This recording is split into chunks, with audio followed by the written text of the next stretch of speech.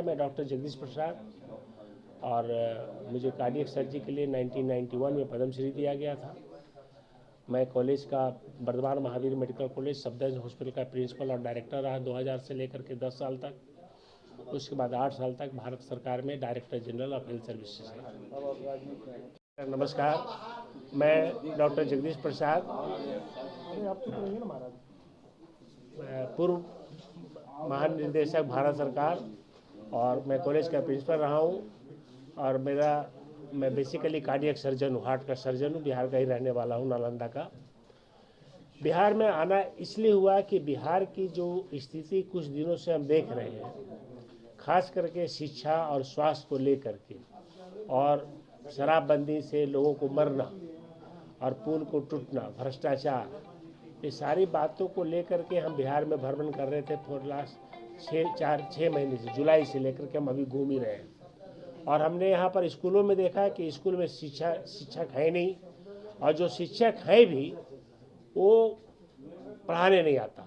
और आपको आश्चर्य होगा कि इन्होंने 87 आवासीय स्कूल बनाया है शेड्यूल कास्ट के लिए, और कुछ 10 स्कूल बनाया पिछड़े के लिए। तो अभी आवासीय स्कूल जितने शेड्यूल कास्ट के हैं, जिसमें 17 टीचर होने चाहिए, इनके पास कहीं 7 है, कहीं 8 है, कहीं 9 है, और जो भी टीचर है they are not well educated. तो जितने हमारे जो शेड्यूल कास्ट दलित पिछड़े के बच्चे हैं, वो पर की बात है। पता चला कि हमारे मुख्यमंत्री महोदय जी ने एक पुल का उद्घाटन किया था जो गोपालगंज से चंपारण जा रहा था। 234 करोड़ की पुल थी, वो भी पुल टूट गई 1 महीने के अंदर। तो क्यों आखिर में ऐसा पुल कैसे बन गया कि तुरंत टूट जाए? फिर सुना कि गंडक में एक पुल बनी, वो भी टूट गया।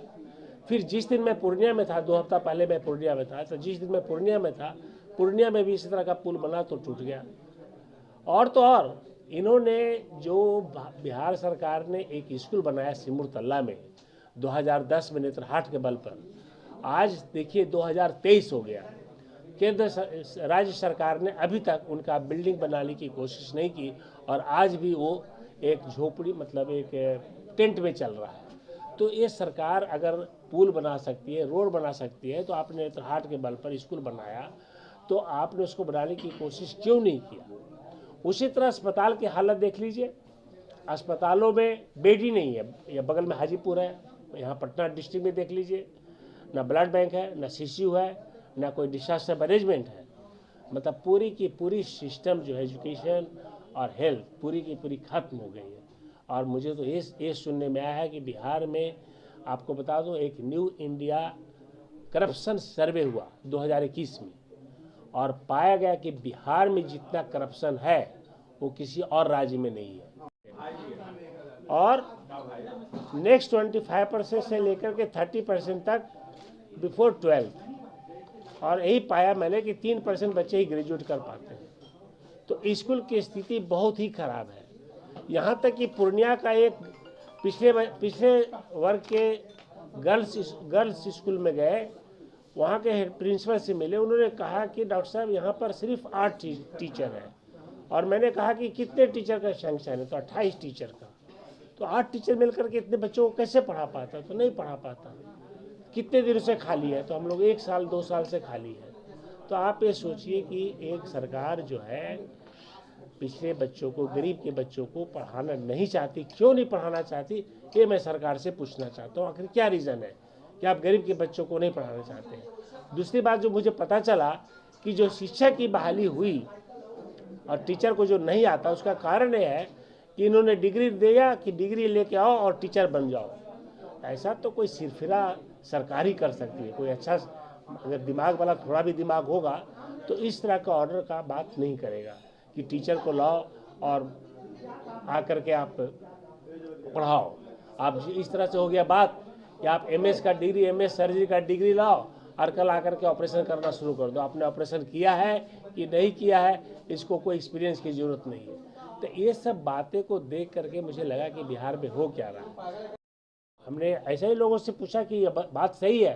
पता ये बात सही है कि 2021 में भी एक कॉन्फ्रेंस था पुलिस महकमा का, तो किसी डीजी ने कहा कि भाई पुलिस सबसे भ्रष्टाचार है, 25% भ्रष्टाचार पुलिसकर्मियाँ, डीजी के मुँह से बात हुई, और वो भी डीजी थे विजिलेंस का। तो यहाँ के अधिकारी लोग भी एडमिट कर रहे हैं कि आप भ्रष्टाचार, करप्शन है जो है चरम सीमा पर पहुँच गया। आखिर में क्यों? मैं बताता हूँ कि मैंने भी, हम कार्डियक सर्जन जरूर रहे, लेकिन हम कॉलेज का प्रिंसिपल रहे, सफदरजंग अस्पताल का डायरेक्टर रहे और डायरेक्टर जनरल रहे 12 साल तक, 8 साल तक। तो हमने 22 साल में देखा कि अगर एक आदमी ठीक हो जाए, जो ऊपर का आदमी ठीक हो जाए, तो नीचे का आदमी सब ठीक हो सकता है।